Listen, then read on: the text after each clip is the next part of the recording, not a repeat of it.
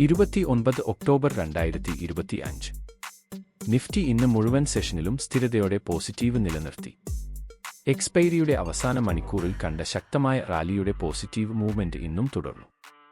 US president Donald Trump ഇന്ത്യയുമായി വ്യാപാര ഉടമ്പടി ഉടൻ ഉണ്ടാകുമെന്ന പ്രസ്താവനയും മാർക്കറ്റ് സെന്റിമെന്റിന് അധിക പിന്തുണ നൽകി. കൂടാതെ ഇന്ന് രാത്രി പുറത്തുവരുന്ന യുഎസ് ഫെഡറൽ റിസർവിന്റെ നയപരമായ പ്രഖ്യാപനമാണ് മാർക്കറ്റിന്റെ പ്രധാന ശ്രദ്ധാകേന്ദ്രം. 25 ബേസിസ് പോയിന്റ് നിരക്ക് കുറയുമെന്ന പ്രതീക്ഷയിലാണ് നിക്ഷേപകർ. സെക്ടർ തലത്തിൽ നോക്കുകയാണെങ്കിൽ Nifty oil and gas sector ഏറ്റവും കൂടുതൽ വളർച്ച രേഖപ്പെടുത്തി 2% അധിക നേട്ടം. നിഫ്റ്റി മെറ്റൽ സെക്ടർ 1% അധിക നേട്ടത്തോടെ രണ്ടാം സ്ഥാനത്ത്. നിഫ്റ്റി ഓട്ടോയും നിഫ്റ്റി ക്യാപിറ്റൽ മാർക്കറ്റും പ്രധാന ലോസർമാരായി.